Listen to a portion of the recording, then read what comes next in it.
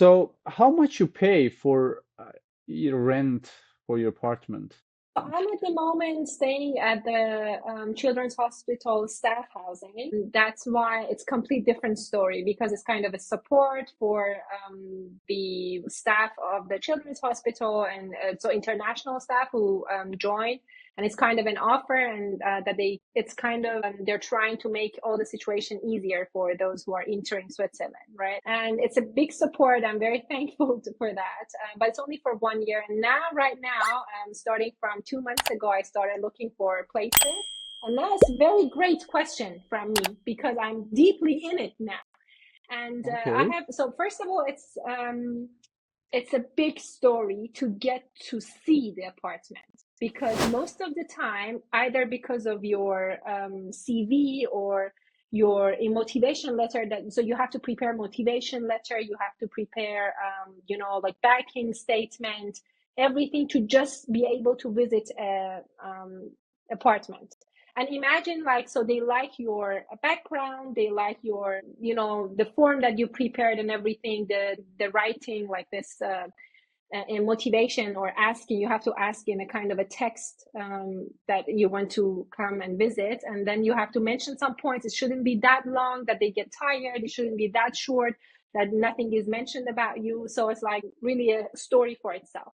Once you figure out, okay, what is kind of attracting people, and then they would be attracted to your profile, and you start getting messages, okay, you can come for viewing the apartment on this day and that day, you go there.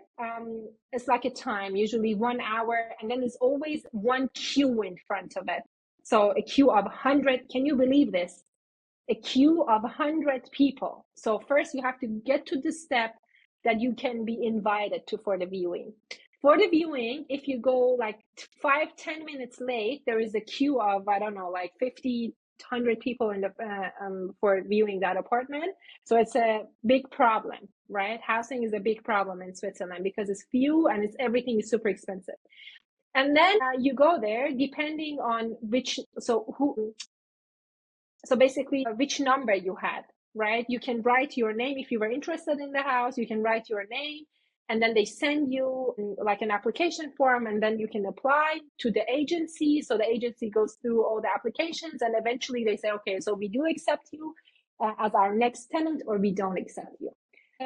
Rental, depending of course on the area, but minimum for a studio you have to pay 1,500, like a studio, to 1,000 to 2,500. So depending on the area and how new the building is, how new the apartment is. For one and a half bedroom, like it's like a studio which you can put your a bed in it, and then one side you have the kitchen and stuff, then starting from 1,500 minimum. It's like really bad areas, really that's not existing, to 2,000, 2,300, mostly to 2,500. And then of course, but the thing is, the difference between two-bedroom apartments, it's like not that much. It's like 2,000, maybe 800 for a two-bedroom apartment, because then they think people also sometimes get one place and then they share so that they can reduce the pricing a little bit. But if you want to really have a space for yourself, it's really expensive. So it's not a joke. And as everywhere else, I would assume, most of your salary goes to your accommodation, because it's very expensive. It's very even if you are more than ready, because some people just have the money, they don't mind to pay even 5,000. You don't get the chance to be accepted by so the person who is preparing the viewing or the agents yet. So you have to be super lucky, and your kind of this application that you prepare, which has different documents in it, motivation letter, and all these things. You have to be very precise, not mentioning too much, not mentioning too less. It's a headache, really. That's that's really hard. It is really hard, yes. Yeah, Not and it's only it's very expensive. It's expensive, not it's like, also hard. yeah, it's not like, so you pay the money and then you don't have any problem. So you would get what you want. It's not like that. You are more than ready to pay and still you don't get the place. So that's, I think, the crazy part of it. That's what I love about US. Customer service here is amazing. And Yeah. if you have money, you just need to go. as a Yeah. student, I had a chance to visit all apartments I really liked. And I went one by one and I picked the one that I really liked and the money was good. So for here, if I want to talk about the price, I'm living right now in a studio and you see that you have the background and I have a cozy house with area that I put my bed and I have a kitchen over there. It's good. In case of the size, I think it's big enough for Yeah. one person to live.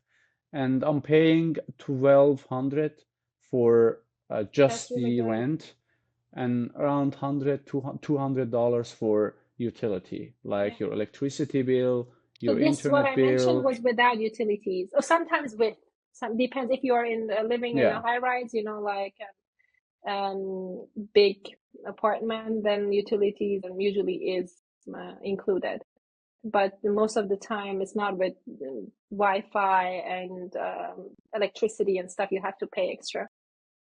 I see. Yeah, and the area I'm living, because it's across the university building, it's a little bit expensive because of a Mhm. lot of students living here in this area. It's one of the most um, wanted places But to I would rent. say this depends on how crowded the a city is, or it depends on the demand. So if I Yeah. was also the only applicant for the same apartment that I'm applying, right? I'm talking about, if I was the only one, why shouldn't they give it to me? But if they Hmm. see that there is 10 applications, one even better than the next one, and so depending on the salary, depending on how many years they have been in Switzerland, and so all other details come and play a role. And of course, they go for, oh, okay, so I would feel like this would assure me the rent more.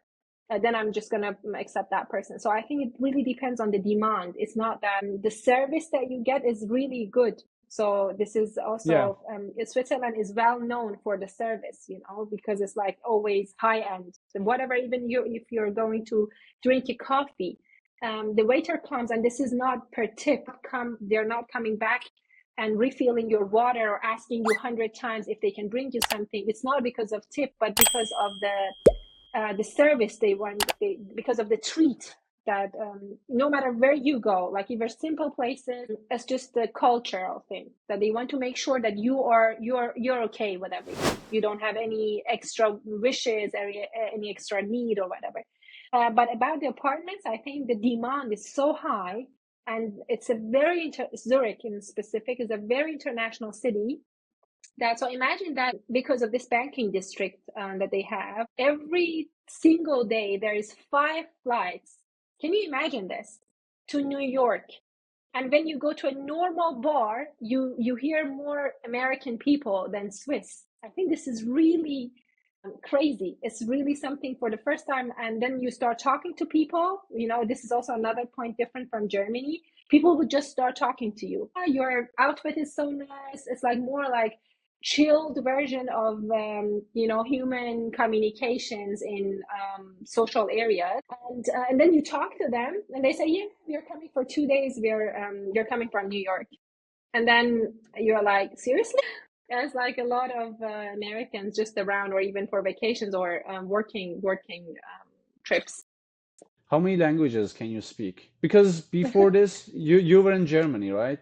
You Exactly, can yeah. talk about us about Germany part two. What would you do in there? You're studying or just living? And because of my uncle, who was also a medical area, studied in the US, but working back then in America, then I went to Germany.